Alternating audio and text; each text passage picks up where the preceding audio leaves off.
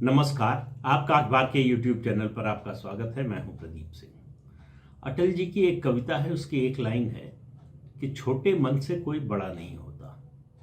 और ख़ास तौर से जो लोग ख्याति के शिखर पर हों, जीवन में बहुत सफल रहे हों, देश दुनिया में उनका नाम हो, वो जब छोटा मन दिखाते हैं, छोटापन दिखाते हैं, तो लोगों की नज़रों में और ज़्यादा गिर जाते हैं। तो उनकी जो उपलब्धियां हैं वो भी बड़ी सतही नज़र आने लगती हैं। उनकी उपलब्धियों पर भी लोगों को शक होने लगता है। और जिस तरह का व्यवहार वो करते हैं इस छोटेपन को हासिल करने के लिए, ये छोटापन दिखाने के लिए, उससे समाज में एक गलत संदेश जाता है कि अगर इतने बड़े पद पर, अगर इतनी बड़ी प्रतिष्ठा पाकर भी व्यक्ति संतुष्ट नहीं होता, छोटे छोटे लाभ के लिए, छोटा सा कुछ हासिल करने के लिए किसी भी स्तर तक जाने को तैयार है, तो फिर समाज में आदर्श कौन बनेगा। जी हाँ, आप शायद समझ गए हों, मैं बात कर रहा हूँ नोबेल पुरस्कार विजेता अर्थशास्त्री अमर्त्य सेन की। अमर्त्य सेन पश्चिम बंगाल की मुख्यमंत्री ममता बनर्जी और विश्व भारती विश्वविद्यालय के कुलपति, इन तीन लोगों की बात।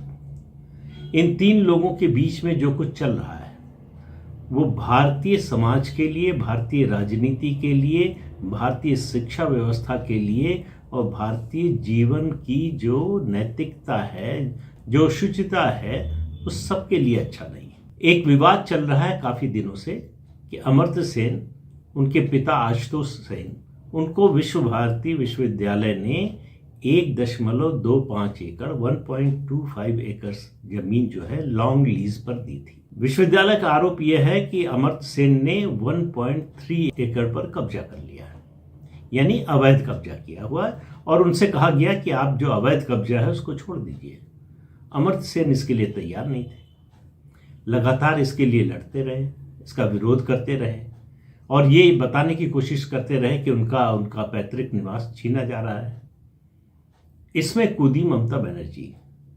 ये कंट्रोवर्सी काफ़ी समय से चल रही है। ममता बनर्जी चुप थी, उन्होंने कोई जवाब नहीं दिया, कोई प्रतिक्रिया नहीं दी। उनके लिए बहुत आसान था, जो उन्होंने सोमवार को किया वो काम वो बहुत पहले कर सकती थी। लेकिन ऐसे मामलों में, ऐसे व्यक्तियों के बीच में कुछ होता तभी है जब क्विड प्रो हो, यानी लेन देन हो। अगर हम दे रहे हैं तो आप हमको क्या दे रहे हैं। तो अमर्त्य सेन अभी तक कुछ दे नहीं रहे थे, मांग रहे थे, कह रहे थे कि मैं दूंगा कुछ नहीं, लेकिन मैं चाहता सब हूं।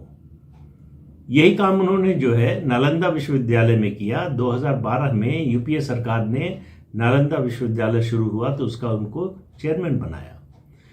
दिल्ली यूनिवर्सिटी के जूनियर प्रोफेसर को ले जाकर उन्होंने वाइस चांसलर बना दिया। उसके अलावा वहां वित्तीय घोटाले के बड़े आरोप लगे, उनकी जांच शुरू हुई। आखिर में 2015 में मोदी सरकार ने उनको हटा दिया, मतलब हटा नहीं दिया, सेकंड टर्म नहीं दिया। 3 साल का कार्यकाल था, खत्म हुआ, उसके बाद उसको बढ़ाया नहीं। वो दूसरी टर्म चाहते थे, 3 साल और चाहते थे। मोदी सरकार ने मना कर दिया। तब से अमर्त्य सेन सबसे बड़े क्रिटिक, सबसे बड़े आलोचक बन गए हैं मोदी और भारतीय जनता पार्टी की सरकार के। उनको सिर्फ खामी नजर आती है मोदी में भी, सरकार में भी। उनको लगता है कि देश रसातल में चला जाएगा अगर मोदी प्रधानमंत्री बने रहे, और वो बोलते रहते हैं। वो अर्थशास्त्र पर कम बोलते हैं, राजनीति पर ज्यादा बोलते हैं 2015 के बाद से। लेकिन बात हम विश्व भारती विश्वविद्यालय की कर रहे हैं। आपको मालूम होगा ये शांति निकेतन में है, जिसको गुरुदेव रविन्द्रनाथ टैगोर ने जिसकी स्थापना की थी। अब वो केंद्रीय विश्वविद्यालय है। सोमवार को ममता बनर्जी पहुंची बोलपुर अमर्त्य सेन के घर। अचानक पहुंची, दोपहर बाद पहुंची, और वहां उन्होंने घोषणा की मीडिया के सामने। अमर्त्य सेन वहां पर मौजूद थे, उनके सामने घोषणा की कि ये लीजिए कागज, हमने पुराने रिकॉर्ड निकलवाए हैं और विश्व भारती विश्वविद्यालय का जो आरोप है बिल्कुल गलत है। आप जितनी जमीन पर काबिज है वो सही है, उतने की ही लीज थी। अब ये कागज उन्होंने दे दिया। फिर उन्होंने कहा कि इस पर लीगल एक्शन जो है वो लौट कर कोलकाता जो है शाम को करेंगी। शाम को सरकार की ओर से एक प्रेस नोट जारी हुआ और प्रेस नोट में वही बात कही गई कि विश्व भारती विश्वविद्यालय जो आरोप लगा रही है वो बिल्कुल बेबुनियाद है, गलत है, और अब हमने पुराने डॉक्यूमेंट निकलवा लिए हैं, ये ओरिजिनल डॉक्यूमेंट है, और डीएम को, डिस्ट्रिक्ट मजिस्ट्रेट को कहा गया है कि इस संबंध में उचित कार्रवाई करें। उससे पहले ममता बनर्जी ने उसी जगह पर, उनके घर पर ही ये कहा कि अमर्त्य सेन की मौजूदगी में ही कि वो दुनिया के सबसे विख्यात पंडितों में है। पंडित से उनका मतलब था विशेषज्ञों में से है, जिनकी बात को सुना जाना चाहिए और माना जाना चाहिए, उसका सम्मान होना चाहिए। वो देश और दुनिया की वर्तमान परिस्थितियों के अनुसार जो सलाह देते हैं उसका अनुसरण होना चाहिए। तो सवाल ये है कि दुनिया के इस सबसे बड़े पंडित ने क्या सलाह दी जिसको मानना चाहिए? कुछ ही दिन पहले जो मैंने क्विड प्रोको की बात कही, अब आया क्विड प्रोको। अमर्त्य सेन कुछ दे नहीं रहे थे, सिर्फ मांग रहे थे। अमर्त्य सेन का बयान आया और उन्होंने कहा, बिना किसी प्रोवोकेशन के, उन्होंने कहा कि 2024 के लिए प्रधानमंत्री पद की उम्मीदवार के रूप में ममता बनर्जी सबसे सक्षम है, सबसे बेहतर है, सबसे योग्य है। उसके बाद से ममता बनर्जी फूली नहीं समा रही, उनकी खुशी का पारावार नहीं रहा। उन्होंने कहा, अमर्त्य सेन ऐसे व्यक्ति हैं जिनकी कोई सलाह, जिनकी कोई बात हमारे लिए आदेश की तरह है, और इस सलाह और इस आदेश से निकला जमीन का कागज।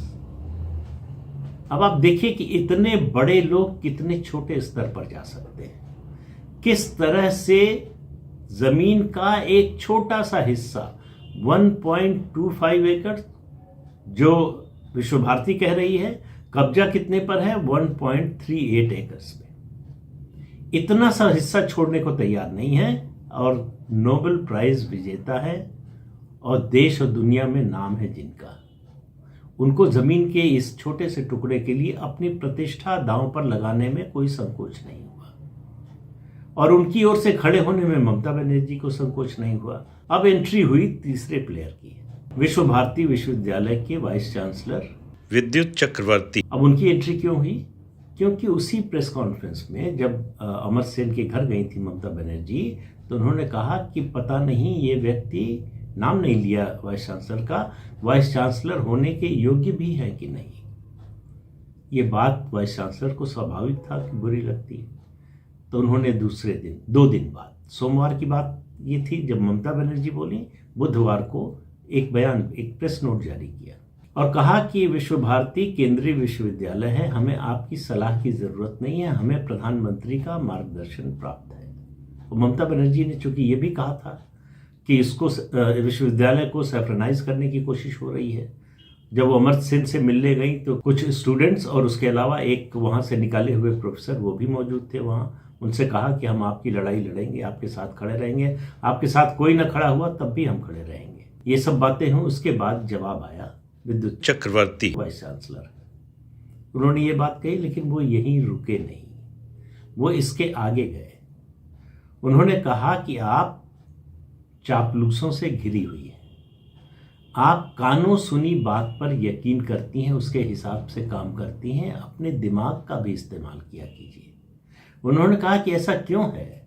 नाम नहीं लिया, लेकिन इशारा साफ था कि आपका नियुक्त किया हुआ शिक्षा मंत्री यानी पार्थ चैटर्जी और आपका नियुक्त किया हुआ वाइस चांसलर, यानी वो इशारा कर रहे थे नॉर्थ बंगाल यूनिवर्सिटी के वाइस चांसलर सुब्रेश चैटर्जी, कहा कि ये दोनों जेल में क्यों हैं? आपने अगर जरा भी सावधानी से काम किया होता, फैसला किया होता, तो आपको ये अपमान न झेलना पड़ता, आपको इस अवमानना से न गुजरना पड़ता। और उसके आगे एक पॉलिटिकल, आप कह सकते हैं, बयान जैसा भी दिया उन्होंने कहा कि वो व्यक्ति जिसके बिना आप वीरभूम को वीरभूम नहीं मानती, मतलब इशारा था अनुव्रत मंडल की ओर। वो जेल में क्यों है, कब तक बाहर आएगा, किसी को पता नहीं। तो आप जब तक इन चमचों से घिरी रहेंगी तब तक मुश्किल में रहेंगी, और आपने अपना रवैया बदला नहीं, अपना तरीका बदला नहीं, तो आने वाले समय में और बड़े संकट आ सकते हैं। ये किसी वाइस चांसलर का मेरी नज़र में बयान तो हो नहीं सकता, लेकिन एक घायल आदमी जो है कई चीज़ें भूल जाता है। लेकिन इस बात को आप सिर्फ इतने तक मत समझिए कि एक मुख्यमंत्री और एक वाइस चांसलर के बीच में ये युद्ध चल रहा है। इसका मतलब टीएमसी यानी तृणमूल कांग्रेस, ममता बनर्जी जिसकी मुखिया हैं, मुख्यमंत्री भी हैं, और भारतीय जनता पार्टी के बीच में ये चल रहा है। और चूंकि विश्व भारती केंद्रीय विश्वविद्यालय है, तो शिक्षा मंत्रालय को भी जोड़ सकते हैं इसमें। ये लड़ाई जो है ये राजनीतिक आरोप प्रत्यारोप में बदल गई है और इसके केंद्र में है अमर्त्य सेन, एक छोटे से जमीन के टुकड़े के लालच में कोई भी समझौता करने को तैयार है। मैंने एक वीडियो में जिक्र किया था अमर्त्य सेन के इस बयान का, जो उन्होंने ममता बनर्जी को प्रधानमंत्री बनने के सबसे योग्य माना था, कि आप ममता बनर्जी को मुख्यमंत्री बनने के सबसे योग्य मान सकते हैं, लेकिन 2021 में विधानसभा चुनाव के बाद जो हिंसा हुई, बलात्कार हुआ, आगजनी हुई, जिसकी जांच सुप्रीम कोर्ट, हाई कोर्ट कर रहा है, सीबीआई कर रही है, ईडी कर रही है, उसके बारे में आप मौन साधे रहते हैं। ऐसी मुख्यमंत्री को, ऐसे प्रशासक को आप प्रधानमंत्री होने के योग्य मानते हैं, जो आप दुनिया भर में ढिंढोरा पीटते हैं अभिव्यक्ति की आज़ादी का, मानवाधिकार का, डेमोक्रेसी का। क्या पश्चिम बंगाल में डेमोक्रेसी है? 2021 की घटनाएं देखने के बाद कोई भी समझदार व्यक्ति ये कह सकता है कि पश्चिम बंगाल में डेमोक्रेसी है? क्या वहाँ मानवाधिकारों का उल्लंघन नहीं हो रहा? क्या वहाँ अभिव्यक्ति की आज़ादी पर पहरा नहीं है? ये सब होने के बावजूद आपको ज़मीन का एक छोटा सा टुकड़ा चाहिए। इसके लिए आप कुछ भी बोलने को, कुछ भी कहने को तैयार हैं। ये आपके व्यक्तित्व के घटियापन को उजागर करता है। जो आपकी जो उपलब्धियां हैं, नोबेल प्राइज और आर्थिक नीति के क्षेत्र में, अर्थव्यवस्था के क्षेत्र में, उन सब पर पानी फेर देती है। इसीलिए फिर से कह रहा हूँ, छोटे मन से कोई बड़ा नहीं होता। तो अमर्त्य सेन बहुत छोटे मन के व्यक्ति हैं। उनको लगता है कि ममता की प्रशंसा करके और मोदी की आलोचना और निंदा करके उनको बहुत बड़ा कुछ हासिल होने वाला है, और मुझे लगता नहीं कि ऐसा कुछ होने वाला है। लेकिन उन्होंने अपनी प्रतिष्ठा जरूर गिराई है। लोगों को ये बताया है कि अगर आप किसी एक क्षेत्र में उपलब्धि हासिल कर ले तो उससे आप बहुत अच्छे इंसान हो जाए, ये जरूरी नहीं है। एक क्षेत्र में आपकी उपलब्धि अगर विश्व के पटल पर बहुत बड़ी हो तो भी आप बहुत छोटे भी हो सकते हैं अंदर से, जो कि अमर्त्य सेन हैं, जिसको वो बार बार दिखाते रहते हैं, अपने बयानों से बार बार साबित करते रहते हैं कि वो एक पक्ष में और निहायत बेईमानी के साथ खड़े हुए हैं। उनके जैसे स्टेचर के व्यक्ति से ये अपेक्षा नहीं की जाती। उनके जैसे व्यक्ति से ये अपेक्षा होती है कि वो समदृष्टा होंगे। जहां भी खराब हो रहा है, जहां भी बुरा हो रहा है, जहां भी गलत हो रहा है, उसकी ओर कम से कम इशारा तो करेंगे। अगर उसके खिलाफ खड़े नहीं होंगे तो कम से कम बोलेंगे तो। लेकिन अमर्त्य सेन ने ऐसा कुछ नहीं किया है, बल्कि जितने नालंदा विश्वविद्यालय से लेकर और विश्व भारती के इस जमीन घोटाले या जमीन घोटाले के आरोप तक की बात कर लें, सब में वो छोटे नजर आए हैं, बहुत बौने नजर आए हैं। तो समाज को ऐसे बौनों की जरूरत नहीं है, उनकी उपलब्धि कोई भी हो। तो इस अंक में इतना ही। अगले अंक में फिर मिलेंगे किसी नए मुद्दे के साथ। तब तक के लिए अनुमति दीजिए। आपसे अनुरोध है कि ये चैनल देखिए, शेयर कीजिए, लाइक कीजिए और सब्सक्राइब जरूर कीजिए। नमस्कार।